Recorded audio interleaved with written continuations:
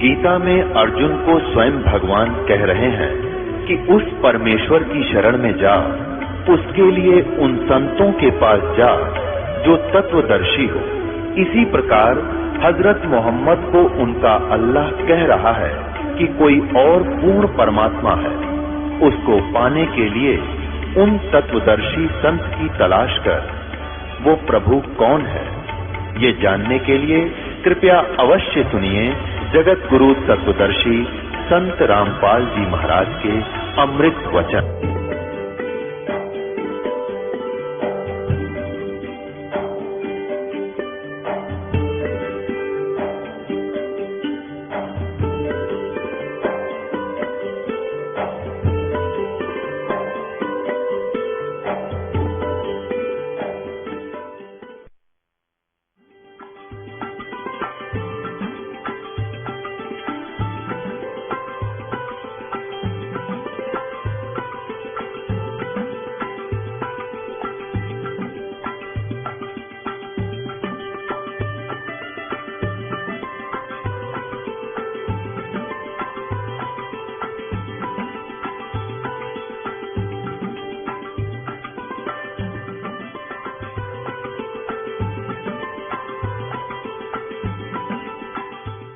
ओम करतो summer किलबे summer और करतुम summer. ओम नाम का जाप काम करते करते श्रवण कर, विशेष कसक के साथ श्रवण कर और मनुष्य जीवन का परम कर्तव्य जान के इसका श्रवण कर। जब तेरा शरीर छूटेगा इस सत्र की जो तुझे सहायता मिलनी है, जितना अमृतव इससे मिलना है, तो तुझे तेरा शरीर जब समाप्त होगा उस समय तुझे वो राहत उतनी अमृतव मिल जाएगा। कितना अमृतव मिलेगा कि ब्रह्मलोक में चला जाएगा। ब्रह्मलोक में अपना जीवन पुण्य खा करके हो सकता है वो एक कल्प, एक महाकल्प तक भी रह सकता है और इतना अमृतव तुझे प्राप्त हो जाएगा। आगे देखो, वही गीता ज्ञान दाता आगे क्या कह रहा है। अब 17वां श्लोक 40 में जाएगा। 44वां अध्याय और ये 17वां श्लोक है। मंत्र ये नो कहे श्लोक नहीं कहना, ये तो मंत्र है और गीता जी के श्लोक है। ये तो कहने की बातें हैं। श्लोक कहो चाहे इनको दोहे कहो, एक का बात है। इसका क्या अर्थ है यहां देखो, मूल संस्कृत में है। ये है हिरमेन पात्रेण सतस्य अपहितम मुखम, ये असौ आदित्य पुरुष है, सो असौ अहम ओम खम ब्रह्म।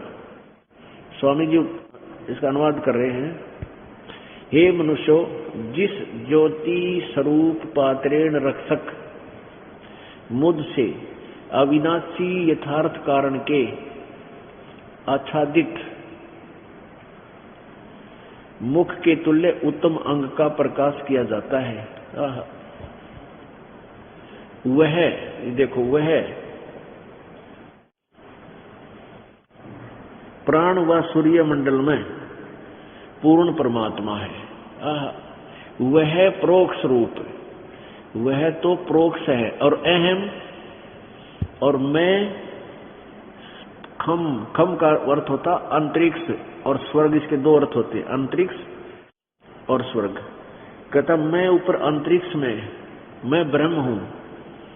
अहम ओम खम ब्रह्म, ये अहम यहां लिखा, अहम ओम खम ब्रह्म, मेरा ओम नाम है और मैं इस अंतरिक्ष में ब्रह्म, मैं ब्रह्म अंतरिक्ष में रहता हूं, मेरा ओम नाम है। ये क्या बताते हैं, वह पूर्ण परमात्मा है, कोई और वह प्रोक्ष रूप है और मैं सबका मैं प्रकाश के तुल्य व्यापक, सबके गुण कर्म और स्वभाव करके अधिक हूं।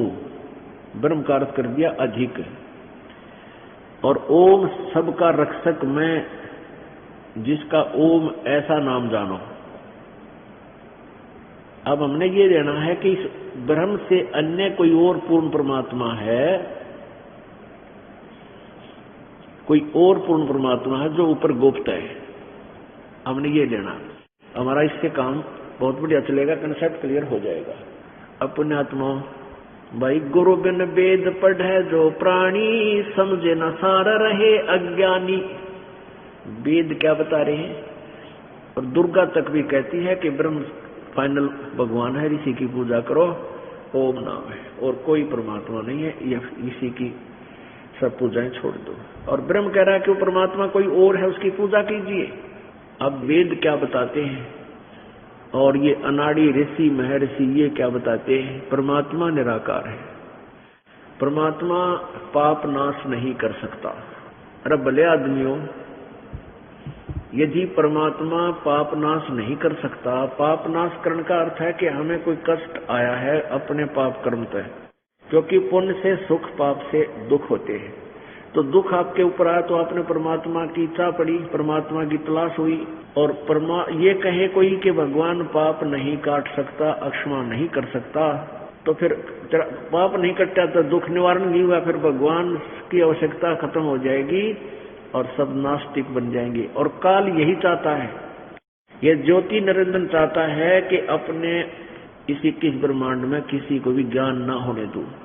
और ये नकली संत ऋषि महर्षि प्रभुता के भूखे, इनको ज्ञान कहेगा था को नहीं, और एक संस्कृत भाषा सीख के और ऐसे उवाबाई का ज्ञान इकट्ठा करके अपने अनुभव की अलग पुस्तक बना गए और उन पर लिख गए कि ये मैंने वेदों के शास्त्रों के प्रमाण के आधार से लिखा है, जो वेदों को नहीं समझ सकता इसको पढ़ो, और वेदों अनुसार वेदों वाले ही ज्ञान इसमें दिया है। अब भोली आत्माओं को ये विश्वास हो गया कि हमारे जो गुरुजी थे ये संस्कृत भाषा के ज्ञाता थे और सभी सदग्रंथ संस्कृत भाषा में विद्यमान है, तो उनको कोई शंकाएं ना रही कि गुरुजी ने जो लिखा है अपने अनुभव की पुस्तक में वो वेद के विरुद्ध हो सकता है। सपने में भी नहीं सोचा उन्होंने, इसलिए उनके लोक वेद दंत कथाओं को ही आगे आधार मानकर अपना जीवन नष्ट करते रहे।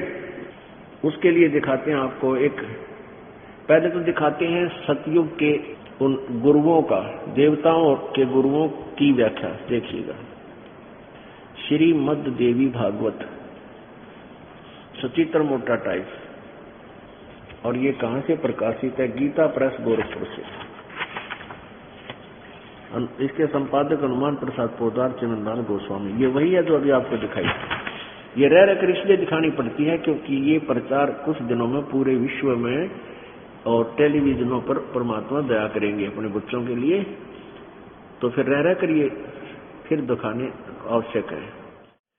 प्रकाशक में मुद्रक गीता प्रेस गोरखपुर, गोविंद भवन कार्यालय कोलकाता का संस्थान, ये यहां से छपा है।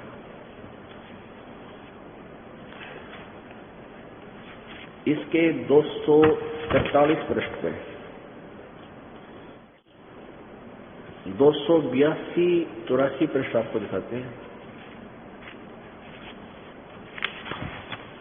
देवताओं के गुरु बृहस्पति के ज्ञान, इसके वचन, इनके बोल दिखाते हैं।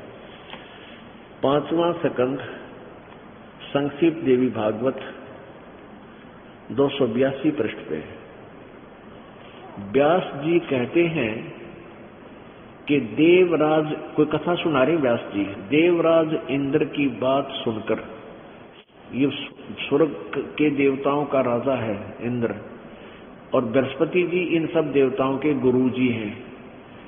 देवराज इंद्र की बात सुनकर बृहस्पति जी उनसे कहने लगे, प्रारब्ध कर्मों का अभाव बिना भोगे नहीं हो सकता। यह स्पष्ट है आर्य, संपूर्ण देवता तुम्हारे सहायक हैं, तुम स्वयं भी बुद्धिमान हो, फिर भी जो होनी है वह होकर ही रहेगी, तुम उसे टाल नहीं सकते। ऐसी स्थिति में सुख और दुख की चिंता में नहीं पड़ना चाहिए।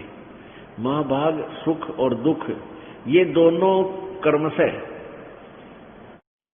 पुण्य और पाप के अक्षय के सूचक हैं। अब क्या बता रहे हैं? तो अतः विद्वान पुरुषों को चाहिए कि सुख के अभाव में भी सर्वथा आनंद का ही अनुभव करें। अतएव महाराज इस अवसर पर सुयोग्य मंत्रियों से परामर्श लेकर विधि पूर्वक यत्न करने में कटिबद्ध हो जाओ। यत्न करने पर भी जो होनहार होगा वही तो सामने आएगा, वह तो सामने आएगा। अब देखो, प्रारब्ध कर्मों का अभाव बिना भोगे नहीं हो सकता, यानी ये तक भोगने पड़ेंगे, यानी आपके दुख है तो दुख भोगना पड़ेगा। और क्या निष्कर्ष दे दिया कि ऐसी स्थिति में सुख और दुख की चिंता में नहीं पड़ना चाहिए। सुख और दुख ये दोनों कर्म से पुण्य और पाप के अक्षय यानी नाश के सूचक हैं। यानी सुख है तो आपका पुण्य नाश हो रहा है, और आपके ऊपर कष्ट है तो आपके ये पाप नाश हो रहे हैं। ये तरीका है अज्ञानियों का पाप नाश होने का बताना। अतएव विद्वान पुरुषों को चाहिए कि सुख के अभाव में भी सर्वथा आनंद का ही अनुभव करे। अरे वाह, ये तो देवताओं के गुरु बृहस्पति जी के विचार हैं कि जैसे कर्म करेगा वैसा ही फल मिलेगा। पुण्य भी भोगने पड़ेंगे, पाप भी, यानी आपके ऊपर जो कष्ट आया है या आएगा आपकी किस्मत का, प्रारब्ध कर्मों का, वो तो भोगने से ही कम होगा, उसका कोई विकल्प नहीं, आपके कष्ट को टाला नहीं जा सकता। फिर भी कहता है कि विद्वान पुरुषों को चाहिए कि दुख में भी सुख का अनुभव करे। अरे वाह, पेट में पीड़ा हो जाए, किलकी महाराज नहीं, अब नो क्या कोई बात नहीं, पेट में पीड़ा है तो अभी भी तुम सुख का अनुभव कर। बृहस्पति जी का कभी पेट में दर्द होया जब पता लगेगा, किलकी मारेगा या अनुभव सुख का करेगा। ये कोई समाधान है इन ऋषियों का? अरे पेट में दर्द है, दुख हुआ तो समाधान है, उसकी टेबलेट हो, उसकी कोई मेडिसिन औषधि करो, और उस औषधि से वो पेट दर्द नाश होगा, फिर सुख का अनुभव होगा। ऐसे ही पाप से जो कष्ट आपके ऊपर आए हैं वो पाप का नाश होगा, नाश करेगा प्रभु पूर्ण परमात्मा। फिर आपको चैन होगी जब आपकी टेंशन मिटेगी।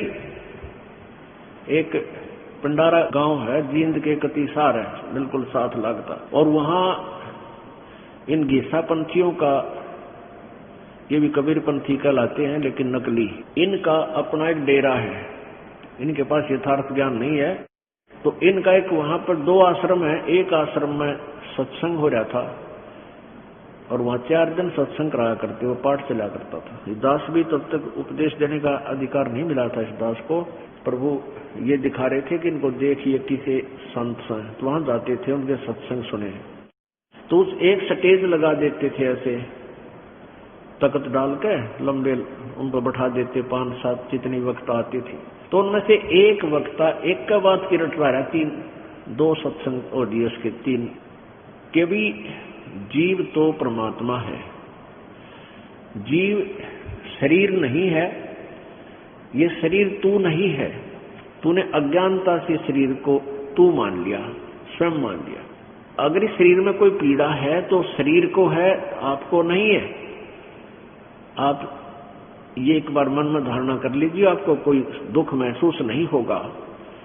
तो ऐसे बहुत लंबे चौड़े कथा, और बड़ा विद्वान, कदे संस्कृत बोलर, फिर हिंदी बोलर, कदे अंग्रेजी में भी 2 शब्द कह दे, तो सभी श्रोता भी प्रभावित, और उनके साथ बैठे जो वक्ता थे वह उससे डिमोरलाइज हो गए।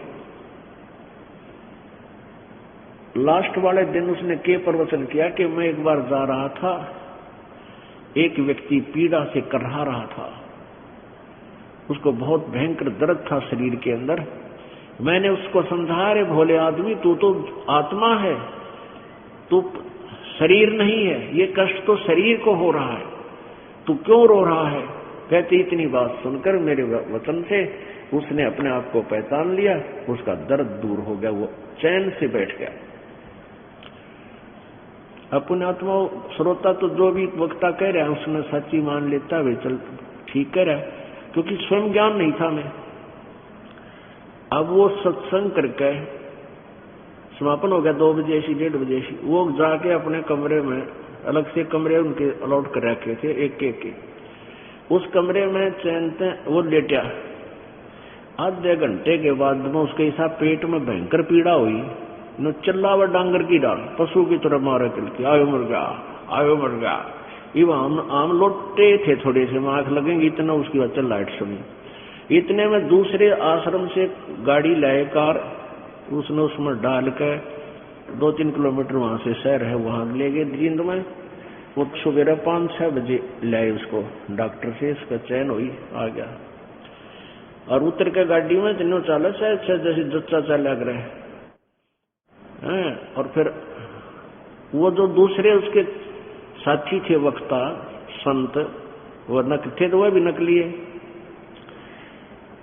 वो आके उनमें से कहने लगे उनको, उस नकली को, कि महाराज जी तो आत्मा था और तू क्यों रो रहा था भाई?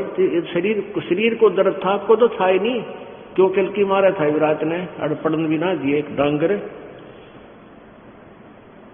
तो नो कहे चल चल अपना काम कर। तो ऐसे ऐसे है ये नकली, और ये ऐसी थोड़ी इस बृहस्पति जी की है। नो कहे दुख में भी सुख का अनुभव करे, पेट में दर्द हो नो कहे चैन से लेट जाओ, रो मत। किलकी महाराज पेट का कोई भी पीड़ा है तो उस पीड़ा का समाधान हो किसी तरह हो, टेबलेट से हो या कोई मालिश तो हो, तो उसका तब वो पीड़ा मिटता फिर चैन हो। ऐसे ही पाप से दुख है तो उस पाप का नाश हो, उसको नाश परमात्मा कबीर जी ही कर सकते हैं, पूर्ण ब्रह्म ही कर सकता है और कोई नहीं कर सकता। अब आगे देखो, इन राक्षसों के गुरु अपनात्माओं, जैसे अभी इसी 414 पृष्ठ पर लिखा है कि जो पहले वाले युगों में सतयुग त्रेता में जो राक्षस माने जाते थे, वो वर्तमान के ब्राह्मणा जैसे तो वो राक्षस थे, यानी वो भी भक्ति करते थे। अब जैसे प्रहलाद एक पुण्य आत्मा था, ये सभी साधना भक्ति वेदों अनुसार जैसा इनको ज्ञान मिला, समझा वेदों को, ऐसे ही करते थे। लेकिन वो मर्यादा का पालन ना करके सारे विकार भी करते रहे, साधना भी करते रहे, इसलिए उनको हे समझने लगे, उनको राक्षस की कैटेगरी दे दी। और थे वो सभी थे तो अच्छी आत्माएं, लेकिन उन्होंने मर्यादाओं का पालन नहीं किया भक्ति मार्ग का, इसलिए वो राक्षस कहलाए। जो मर्यादा का पालन करते रहे वो देव कहलाए। और ये सभी हैं ब्रह्मा जी के ही पुत्र, ब्रह्मा जी की संतान है, और ब्रह्मा वाले ज्ञान को ही ये दोनों पक्ष आधार मानते हैं। अब सुनो चौथा स्कंद और पृष्ठ नंबर 243 पे व्यास जी कहते हैं, प्रहलाद की बात सुनकर, प्रहलाद की बात सुनने के पश्चात शुक्राचार्य, ये राक्षसों के गुरु, प्रहलाद जी के गुरु, ज्ञान दृष्टि से सब कुछ देखकर प्रसन्न हो गए। उनका मुख मुस्कान से भर गया। उन्होंने दैत्यों से कहा, राक्षसों से कहा, दानव तुम मेरे यजमान हो, तुम्हें न तो डरना चाहिए और न ही पाताल में ही जाना चाहिए। अपने सत मंत्रों के प्रभाव से मैं तुम्हारी रक्षा कर लूंगा। देख, यहां तक ठेका ले लिया इसने कि तुमको ना तो पाताल जाने दूंगा और ना तुम डरो घबराओ, ना अपने सत मंत्रों के प्रभाव से मैं तुम्हें बचा लूंगा। फिर क्या कहते हैं, तुरंत ही बात बदल गया। धर्म के मर्मज महाशो, प्राचीन समय में ब्रह्मा जी के मुख से मैंने जो बात सुनी है उसे बता रहा हूं, सुनो। यह वचन बड़ा ही हितकर है, हितकर सत्य और अटल है। उन्होंने कहा था, यानी ब्रह्मा जी के ज्ञान की भी पोल पाट ही साथ में होने वाली बातें अवश्य होकर रहती हैं। धरातल पर कोई भी ऐसा सुयोग्य पुरुष नहीं है जो प्रारब्ध को विफल बनाने में समर्थ हो सके, यानी पाप कर्म को जो काट सके। विपरीत समय के कारण, अब व्यास जी कह रहे हैं कि अब प्रहलाद को कह रहे हैं कि अब विपरीत समय, थारी उल्टे दिन लाग रहे हैं, इस कारण तुम्हारी शक्ति अक्षीण हो गई है। अतः एक बार तो तुम्हें देवताओं से परास्त होकर पाताल में जाना ही पड़ेगा। समय सदा बदलता रहता है, कुछ ही दिन पूर्व तुम सम्राट रह चुके हो, प्रहलाद को कह रहे हैं। अब देखो, यहाँ तो कह रहे हैं कि मैं अपने सत मंत्रों के प्रभाव से तुम्हारी रक्षा कर लूंगा, तुम्हें न तो डरना चाहिए और न पाताल ही जाना चाहिए। और फिर यूं कहे, मैंने ब्रह्मा जी पे एक बात सुनी है, वह बड़ी सच्ची है, अटल है, कि धरातल पर कोई भी ऐसा नहीं है पुरुष, सुयोग्य पुरुष नहीं है जो प्रारब्ध को विफल बनाने में समर्थ हो सके। तो कहता है अब एक बार तो तुम्हें देवताओं से परास्त होकर पाताल में जाना ही पड़ेगा। देखो, अब इसे थे ये नकली गुरु और इसे श्रद्धालु भगत। ऊपर तक कह रहे हैं मैं थारी रक्षा करूंगा, नहीं जाने दूंगा पाताल में, और नीचे कह जाना तो पड़ेगा। ये ब्रह्मा जी के वचन है, जो कर्म है वो कट नहीं सकता, भोगना ही पड़ता है। अब वेद क्या बताते हैं और दिखाता हूं। एक नकली वर्तमान मांडी पाक रहा था युद्ध में, है ऋषि युद्धानंद। अब यहाँ यही बात बिगड़ी रही कि हमारे पूर्वज शिक्षित थे और ये नकली संस्कृत भाषा जाने थे बस। वेद व्याध नहीं, कोई इनको पता ही नहीं था वेदों में क्या लिखा है। तो दंत कथा को ही आधार बनाकर लोगों को बांटते रहे, अपना अनुभव अलग से पुस्तक बना गए। हम भोली आत्मा इन पुस्तकों को पढ़कर ये सोचते रहे कि वेदों में ऐसा ही लिखा होगा जो महर्षि जी ने लिखा है। अब देखो क्या लिखा है, सत्यार्थ प्रकाश। अब देखो स्वामी जी की इस पोज ने देख के हो भगत तो न कटका मर जा, टूट पड़ा नो का हो महर्षि पड़ा था वह के साथ ध्यान ला रहा है और बस परमात्मा से कनेक्ट हो चुका है। ये इस पोज ने देख के नो मार रखे थे नाम। ये देखो महर्षि दयानंद सरस्वती थी। ये सन 1824 में जन्म हुआ, सन 1883 में इनकी मृत्यु होगी 59 साल की उम्र में, 59। अब यहां देखो अथ सत्यार्थ प्रकाश है। वेद आदि विविध सत्य शास्त्र प्रमाणय, सत्य शास्त्र प्रमाणय संवित, यानी वेद आदि भिन्न भिन्न प्रकार के सदशास्त्रों के परमाणु से इसकी रचना की है। किसने की है? देख स्वामी जी दयानंद का कितनी फीट ला रखी है। श्रीमद परमहंस परिव्राजक का आचार्य महर्षि दयानंद सरस्वती स्वामी विरचित। अब बता इतने उपमा हो भगवान, और देखिए इनका ज्ञान आगे के पाओगा। प्रकाशक है वैदिक यति मंडल, दानंद मठ, दीनानगर, पंजाब।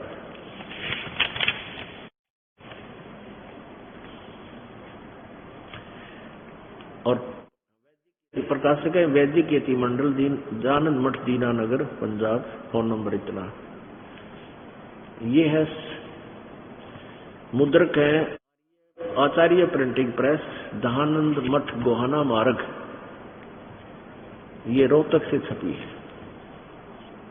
ये इनका दूरभाष है। इसमें देखिएगा 7वें समोल्लास में अपनात्मा यहां से लेते हैं, जहां से प्रारंभ होता है 7वां समोल्लास।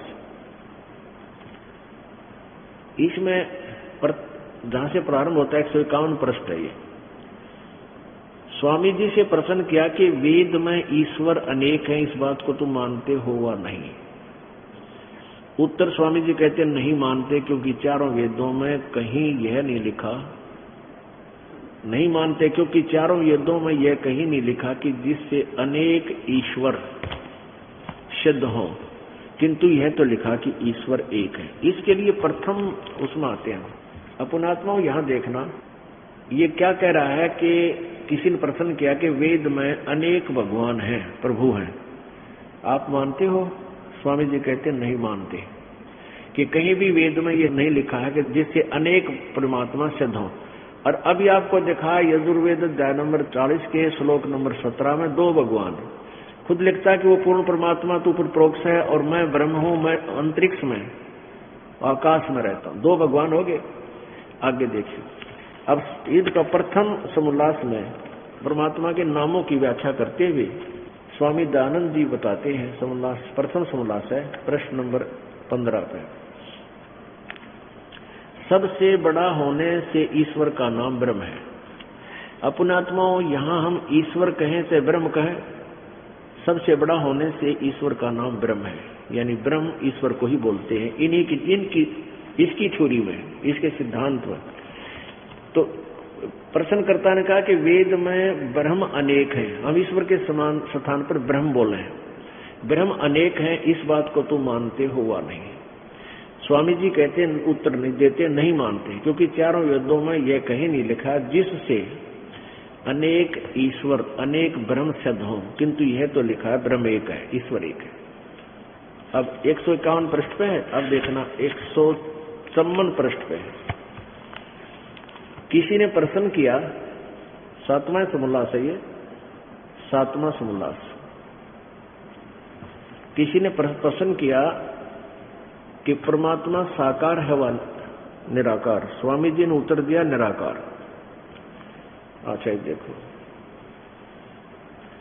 155 पर साकार सिद्ध कर रहा है और 2 भगवान सिद्ध कर रहा है अपनी कलम तय। किसी ने पूछा, प्रश्न किया, परमेश्वर की स्तुति प्रार्थना और उपासना करनी चाहिए व नहीं? स्वामी जी कहते हैं उत्तर करनी चाहिए। तो प्रश्नकर्ता कहता है, क्या स्तुति आदि करने से ईश्वर अपना नियम छोड़ स्तुति प्रार्थना करने वाले का पाप छुड़ा देगा?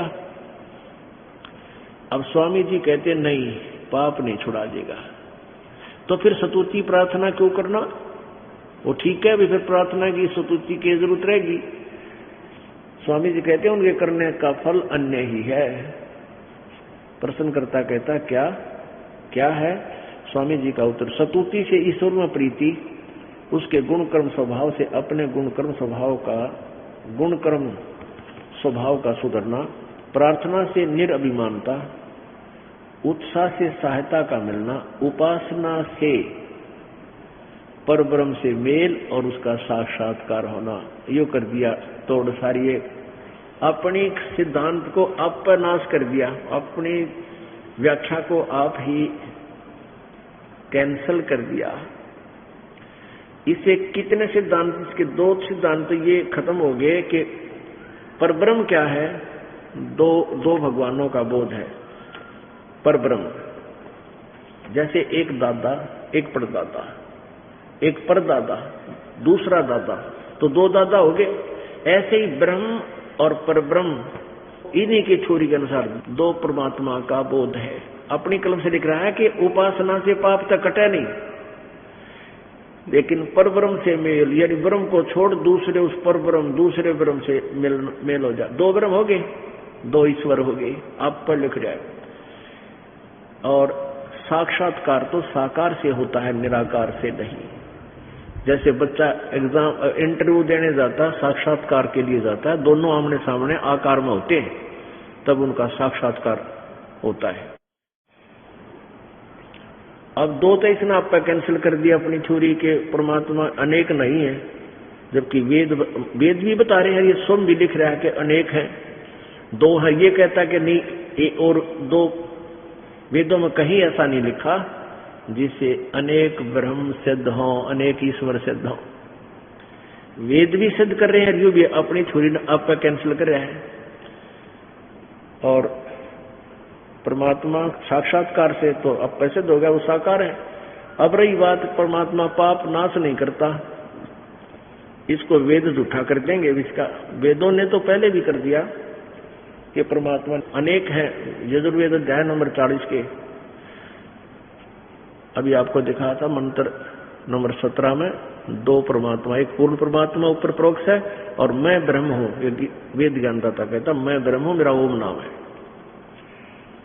अब यजुर्वेद अध्याय नंबर 8 के श्लोक नंबर 13 में देखिएगा, यजुर्वेद ये महर्षि दान सरस्वती द्वारा ही अनुवादित है।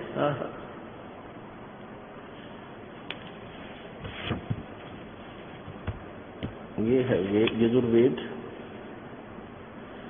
देख, यजुर्वेद के ऊपर किसा इसका तो मोहर ला रखी थी, जैसे यू ए राइटर है वेदों का और इस यू ए सर्वेश्वा है यजुर्वेद पे भाषा भाष्य।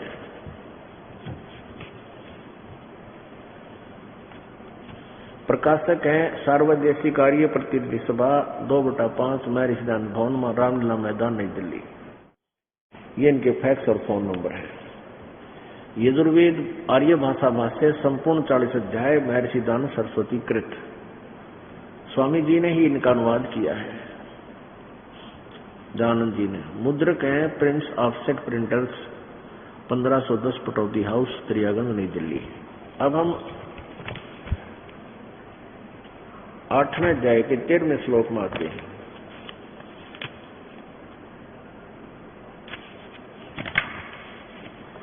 ये देखिएगा, 8वां अध्याय और 241 पृष्ठ पे, ये नीचे इसका मूल संस्कृत है, 13वां श्लोक है 8वें अध्याय का। इसमें लिखा है कि देव कर्तस्य एनस्य अवजनमसि, मनुष्य कर्तस्य एनस्य अवजनमसि, पितर कर्तस्य एनस्य अवजनमसि, आत्म कर्तस्य एनस्य अवजनमसि। यहां देखिएगा 242 पृष्ठ पे इन्होंने अनुवाद किया है।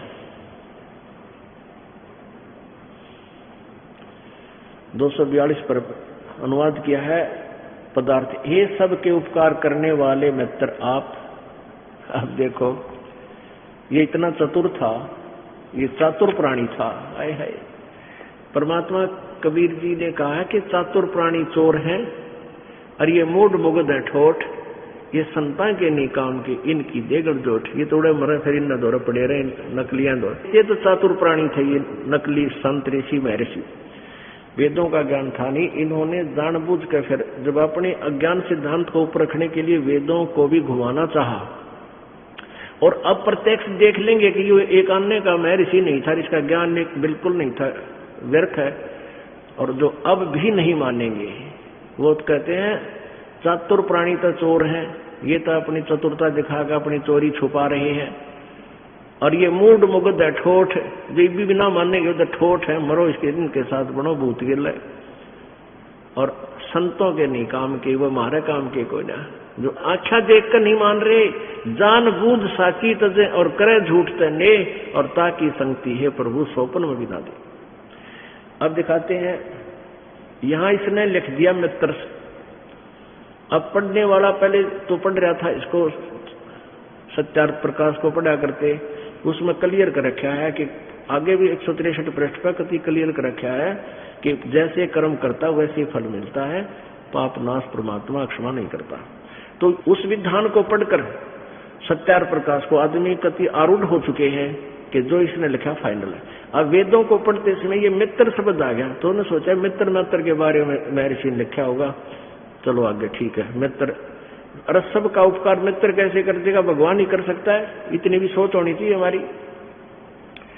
और इसका भी समाधान दयानंद जी ने सत्यार्थ प्रकाश के प्रथम सोमवास में कर रखा है कि मित्र का अर्थ परमेश्वर मानो। ये देख सत्यार्थ प्रकाश है, ये वही सत्यार्थ प्रकाश जो अभी आपको दिखा था। और इसके प्रथम समोल्लास में ही पृष्ठ नंबर 18 पर है, ये प्रथम समोल्लास है और पृष्ठ नंबर ये 18 है, सत्यार्थ प्रकाश है। सबसे स्नेह करे और सबको प्रीति करने योग्य है, वह परमेश्वर सबका सच्चा मित्र है, इससे परमेश्वर का नाम मित्र है। बस अब यही क्लियर हो जाएगा कि यहां मित्र के स्थान पर हम परमेश्वर पढ़ेंगे। 242 पृष्ठ पे यो यजुर्वेद 8वें अध्याय का 13वां श्लोक मंत्र का यहां अनुवाद किया है। हे सबके उपकार करने वाले परमेश्वर मित्र, परमेश्वर आप दान देने वाले के, एनस्य माने अपराध के यानी पाप के, एनस्य माने अपराध, एनस्य माने पाप, भी इसने अनुवाद किया। पाप कहो चाहे अधर्म कहो और चाहे अपराध कहो, एक ही बात है। क्योंकि हम बोले गने हैं इसलिए हम समझ नहीं पाते थे, कितना अपराध और कितना अधर्म और कितना पाप लिख दिए। ये सब के उपकार करने वाले मित्र आप दान देने वाले के, एनस्य माने पाप के, नाश करने वाले हो, अपराध को चाहे पाप को। मनुष्य के, साधारण मनुष्यों के किए हुए अपराध के अवेदनम माने नाश करने, विनाश करने वाले हो। पितर कर्तस्य, पिता के किए हुए, एनस्य यानी पाप के, अपराध की, विरोधाचरण लिखा उन्होंने, अपराध के अच्छे प्रकार हरने वाले हो। आत्म कर्तस्य अपने किए हुए, एनस्य माने पाप के, अवजनम माने दूर करने वाले हो, नाश करने वाले हो, अक्षमा करने वाले हो, छुड़वाने वाले हो। एनस्य अनस्य अधर्म के, अधर्म के, ओहो अधर्म के अधर्म यानी घोर पाप के भी आप नाश करने हारे हो।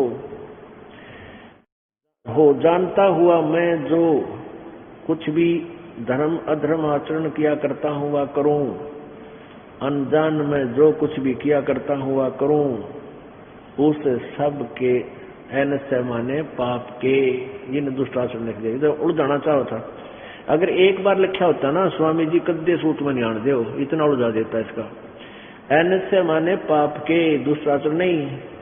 अवजनम माने नाश करने वाले हो, है पाप नाश करने वाले। अब पुण्य आत्माओं, वेदों में परमात्मा के गुण लिखे हैं और परमात्मा के गुण बता रहे हैं कि परमात्मा घोर पाप का भी नाश कर सकता है। और स्वामी जी और ये जितने भी ऋषि महर्षि आपने देखा, यानी ब्रह्मा जी, विष्णु जी, शिव जी, ब्रह्मा जी का ज्ञान ही श्री शिव और विष्णु जी को प्राप्त है। वही ब्रह्मा जी का ज्ञान ही इनको यानी देवताओं को प्राप्त है, इन गुरुओं को, बृहस्पति जी को प्राप्त है। तो ये तो कह रहे हैं कि प्रारब्ध कर्म यानी पाप कर्म नाश नहीं हो सकता, और वेद बता रहे हैं पाप नाश कर देता परमात्मा, घोर पाप का भी नाश कर देता है। अब जैसे महर्षि दानंद जी की छुरी क्या बता, अपना सिद्धांत पढ़ा, इनकी व्याख्या पढ़ी कि उपासना से पाप तो नाश होते नहीं और परब्रह्म से मेल उसका साक्षात्कार हो जाता, और फल है। अब कोई वैद्य का बोर्ड ला रहा हो, डॉक्टर का, और उसके पास कोई जाकर कहे क्या औषधि से रोग नाश हो जाता है, और वो नकली वैद्य कहे कि औषधि खाने से रोग नाश नहीं होगा। स्वाभाविक बात है, मरीज तनु का अभी औषधि किस लिए खाओ भाई, कि इससे और लाभ है क्या, कि पहलवान बन जाएगा, तेरे मसल बन जाएंगे।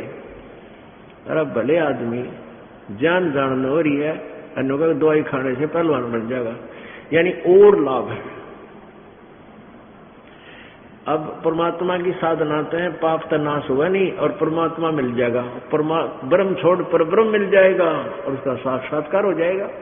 मिलना शब्द भी साक्षात्कार साकार से ही है, निराकार से मिल रहे क्यों, तो सब जगह फिर व्यापक है, तो आप मिल रहे हैं, उससे पहले भी मिला हुआ था, उपासना से भी पहले मिला हुआ है। अपना आत्मा जैसे साबुन के गुणों में लिखा हो कि साबुन कपड़े के मैल छुड़ा देता है, नाश कर देता है। और किसी ने बोर्ड ला रखा हो साबुन विक्रेता, थोक विक्रेता, उससे कोई पूछा भी साबुन कपड़े के मैल छुड़वा देगा, और वो उत्तर दे नकली और डुप्लीकेट, जिसने कभी सपने में साबुन नहीं देखा, वो कहने साबुन से मैल तो छुड़ा नहीं सकता कपड़े का साबुन, तो फिर और क्या लाभ होता है उसे, कहते कपड़ा मजबूत बन जाएगा। हा। अरे बड़े आदमियों, एक सोचने की बात है, कति साधारण सी पॉइंट है। साबुन विक्रेता ये शब्द बोल सकता है, जिसने साबुन सपने में भी ना देखा और कदे प्रयोग भी नहीं किया, वो झूठा कपटी की बोर्ड ला के और लकड़ी के गुटके काट के पूरा धरे बैठा है, नो इस कपड़ा मजबूत हो जाएगा, इसने ले जाओ उठा के, यानी कत्ती धोखेबाज और नकली व्यक्ति है वो, या फिर उसने कोई नशा कर रखा। दो बातें मत एक है, वो इतना अज्ञानी है, नशा भी करता है। नशे वाला व्यक्ति ऐसी बात कर सकता नहीं, विद्वान तो करे नहीं सकता ये बातें जो महर्षि दानंद ने अपना सिद्धांत बताया है। तो यही दशा महर्षि दानंद के ज्ञान की है कि परमात्मा पाप का नाश करता नहीं, उसकी उपासना से उसका मिलन हो जाता है। अरे अपराधी आत्मा जिसके पाप नाश हुए नहीं और वो भगवान में तो प्राप्ति कर ले, और निराकार की प्राप्ति की हुआ, तुम निराकार का घाटा जोड़ रहे। अब जो प्रसंग था भाई, गुरु बिन काहू न पाया ज्ञाना, जो थो था बुस छड़े किसान। गुरु बिन वेद पढ़े जो प्राणी, समझे न सार रहे अज्ञानी। अपने आत्माओं परमेश्वर क्या कहते थे? तीन लोक और भवन चतुर्दश, कोई नहीं सत्संगी। सत्संगी का अर्थ होता जो सत्य से परिचित हो, सत्य का साथी हो। कोई भी सत्य से परिचित नहीं, यथार्थ ज्ञान से परिचित नहीं, ना ब्रह्मा जी, ना विष्णु जी, ना शिव जी, और ना ही ये सतयुग में ब्राह्मण ऋषि, महर्षि और गुरु इनके बृहस्पति जी, शुक्राचार्य जी।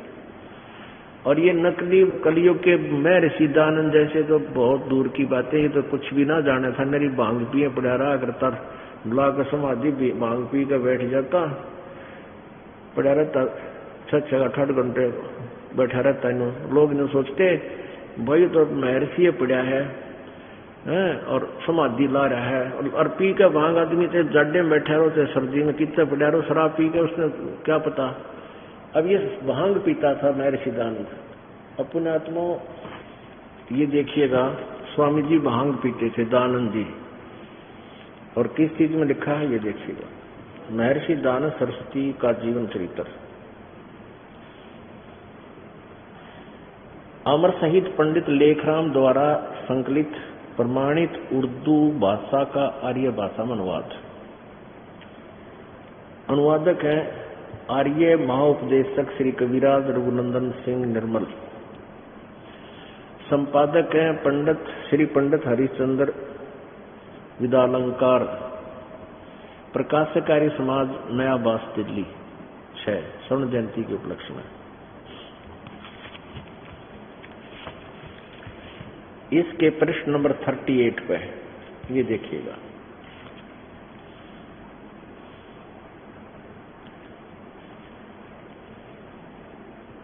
ये यहाँ का महर्षि दानंद।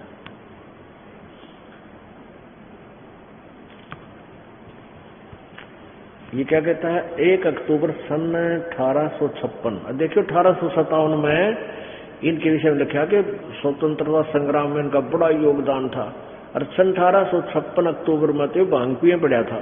ये देखो 1 अक्टूबर सन 1856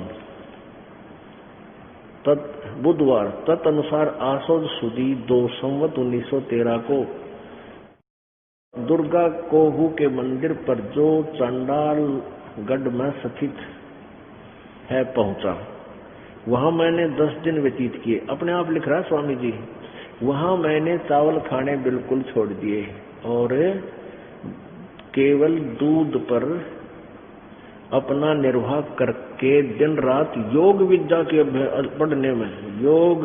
के पढ़ने और उसके अभ्यास में संमग्न रहा। दुर्भाग्य से इस स्थान पर मुझे एक बड़ा व्यसन लग गया, अर्थात मुझको भंग सेवन करने का अभ्यास पड़ गया, और यानी भांग पीने लग गया, और प्राय उसके प्रभाव से मैं मूर्छित हो जाया करता था। अपने आत्माओं अपनी करकमल से इनने के उसमें लिख रखा है कि सन 1856 में अक्टूबर में, यानी आधे से ज्यादा सन 1856 जा चुका था वर्ष, और 1857 में ये स्वतंत्रता संग्राम हुआ। और इसमें लिखा है 3 साल इसका नहीं पता यू कहाँ लापता था, इसका ये नहीं पता छुप गया किधर डर के भांग पिए पड़ा रहा।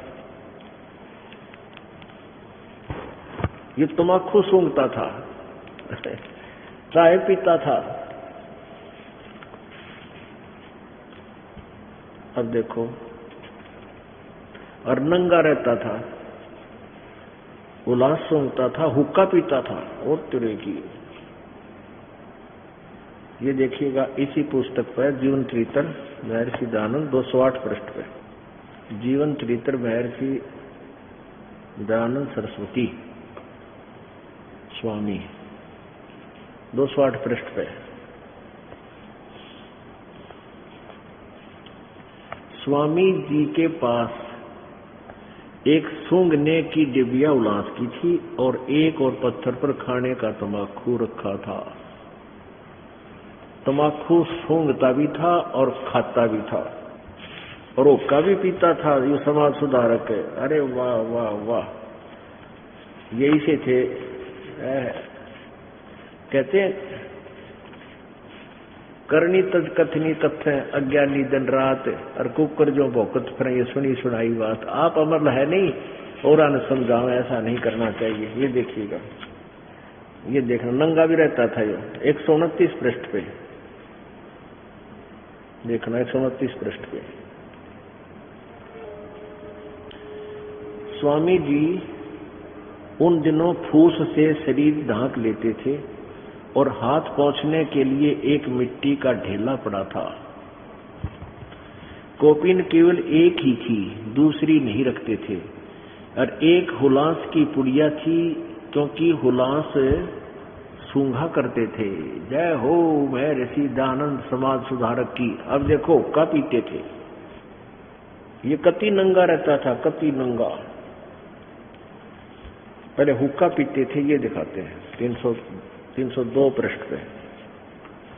अपनात्मा दास अपनी तरफ से कुछ नहीं कह रहा, क्योंकि परमात्मा कबीर जी ने इनके अज्ञान के पोल खुलवाकर जनता को ये जताना है, नकली और असली का भेद बताकर सत्य पर आधारित करने के लिए ये सारा प्रयत्न हो रहा है, ताकि इसको समझेंगे सुनेंगे तभी तो इससे दिल अटकेगा हमारा, फिर हम यथार्थ ज्ञान को प्राप्त करेंगे। तो वेदों में लिखा है, हम इन दंत कथाओं को क्यों ग्रहण करें जिन नकलियों ने हमें बता रखा। हम वेदों को सत्य मानते हैं तो वेदों अनुसार ही साधना करें, कल्याण हो जाएगा।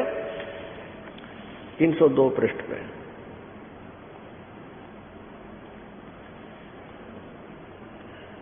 इस स्थान पर, इस यहां देखिएगा, इस स्थान पर उर्दू संस्करण में स्वामी जी के हुक्का पीने के विषय में निम्नलिखित शब्दों में विवरण लिखा है। अब ये जो पहले पुस्तक किसी ने उर्दू में लिखी थी, उसका हिंदी अनुवाद है, तो यह अनुवाद करता हिंदी से उर्दू से हिंदी में, वो कह रहा है कि इस स्थान पर, ये ऊपर उन्होंने एक प्रमाण दिया इसका, यहां पर ये नीचे यहां से देखें, ये एक लिखा है, यहां देखते हैं कि सन 1877 यानी 1883 में इनकी मृत्यु होगी। 6 साल पहले सन 1877 को मेरठ पधारे और सूरज कुंड पर बनी हुई डिप्टी मेहताब सिंह की कोठी में ठहरे। उस कोठी पर अंग्रेजी में यह लिखा हुआ था कि यह कोठी प्लोडन महोदय की स्मृति में यूरोपियनों के प्रयोग के लिए बनाई गई है। वहां स्वामी जी 10-15 दिन रहे। उस लेखक के लिखे हुए होने के कारण गोरे लोग आकर तंग करते थे, इसलिए वहां से समीपस्थ लेखराज के बाग में चले गए। 10 दिन वहां रहे। यह मकान यद्यपि बहुत अच्छा नहीं था, परंतु पहले मकान में जैसी कठिनाई आई वैसी इसमें कोई कठिनाई नहीं आई। भागीरथ और कमल नयन पंडित प्राय जाया करते थे। अब यहाँ कहता है इस स्थान पर आगे क्या लिखा है, इस स्थान पर उर्दू संस्करण में स्वामी जी के हुक्का पीने के विषय में निम्नलिखित शब्दों में विवरण लिखा है। इन दिनों स्वामी जी हुक्का पीते थे। सन 1877 में 83 में इनकी मृत्यु होगी, 6 साल पाँच। एक दिन भागीरथ पंडित जी ने प्रश्न किया कि यह जो तम्बाकू पीते हो इसके विषय में बताओ, अर्थात क्या वेद में कहीं हुक्का पीना लिखा है? तो वेद का ठेका ले रहा हुक्का पीवे, क्या वेद में हुक्का पीना लिखा है? तो स्वामी जी उत्तर देते हैं, स्वामी जी ने कहा वेद में कहीं निषेध है। इस पर थोड़ा सा विवाद हुआ और आखिर में उसने कहा कि तुम सन्यासी होकर हुक्का पीते हो। स्वामी जी ने कहा यदि तू हुक्के से क्रुद्ध है तो ले, यह कहकर उसे तोड़ डाला। अपने आत्मा 1877 तक हुक्का पाड़ा करता और के बेरा छोड़ा ना छोड़ा नकली उसका आगे तोड़ दिया होगा और आगे हुक्के कौन से मिल लेना थे, आगे फिर स्टार्ट कर दिया होगा। अब सन 1877 तक यो ओका प्योर देख इसके तर्क करने का तरीका। अब वो तो कह रहे अभी तू भागीरथ पंडित तो कहे एक तरफ तो तू वेदों का ठेका ले रहा और फिर तू ओका पीवे, आप व्यसन करे सारे। क्या वेद में लिखा ओका पीना? तो यो क्या है, क्या वेद में कहीं निषेध है? कि वेद में ना पीने के लिए भी कोई नहीं लिख रखा, यानी अपने व्यसन को करने के लिए वेद फेर डालिए कि वेदों में पीना ना पीना भी तो ना लिख रखा है, मत पियो। तेरा न्यू था यू तर्कवाज। अब सन 1877 तक तक यो का पड़ा करता, आगे छोड़ा ना छोड़ा चलो हम इस बात पर जाते नहीं। तो आगे समाज सुधार कर दिया इसने, फिर तम्बाकू यू सूंगे, तम्बाकू यू खावे, ओका यू पीवे, भांग यू पीवे, और फिर भाई इसकी कलम तोड़ व्याख्या महिमा कर रखी। मतलब बड़े समाज सुधार थे, बड़े बुराइयों से दूर किया समाज को। तो सारी बुराई आप करता था और इसी भांग के नशे में यो सत्यार प्रकाश लिख रखा है इसने। सूर्य पर आदमी रहते हैं, सत्यार प्रकाश के 8वें समोल्लास में महर्षि ने लिखा है।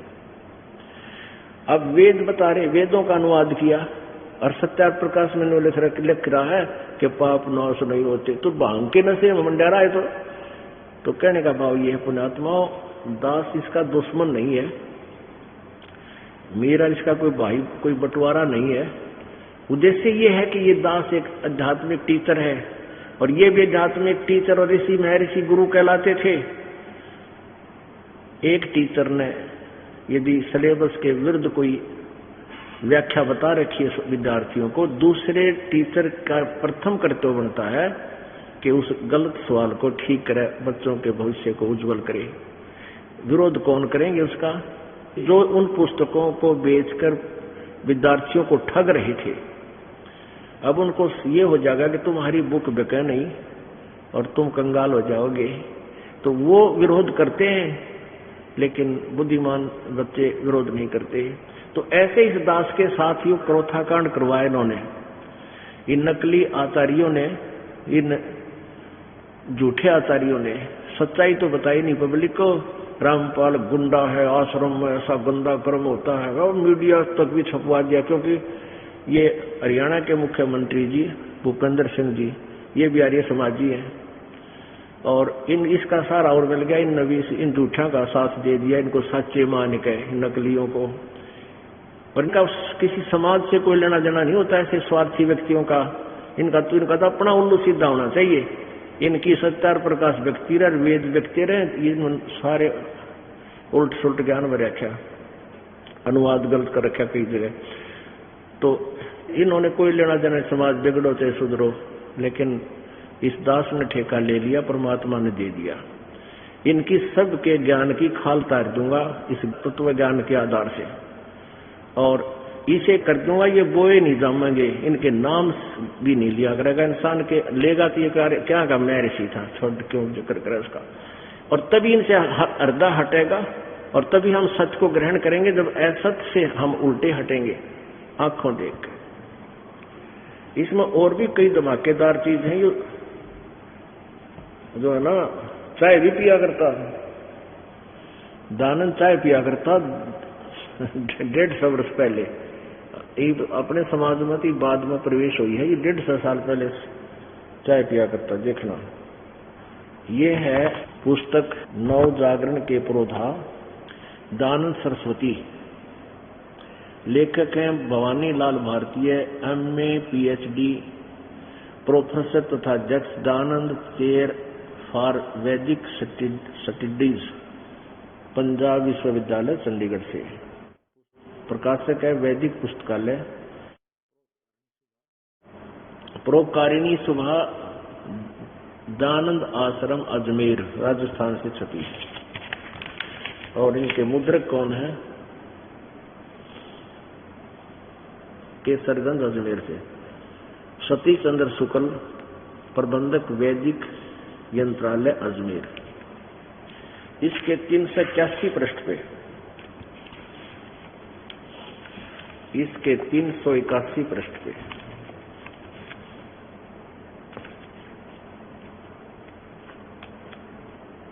ये देखो,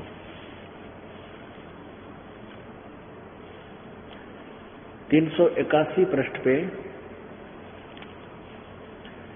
आश्विन द्वितीया पूर्णिमा 1936 विक्रमी संवत, तदनुसार यानी 30 अक्टूबर 1873 में 4 साल पाछे की मृत्यु हुई। गुरुवार को साईं 6 बजे दानपुर पहुंचे। उनके साथ पंडित भीमसेन, पंडित देवदत्त, एक अन्य पंडित एवं साधु तथा एक सेवक था।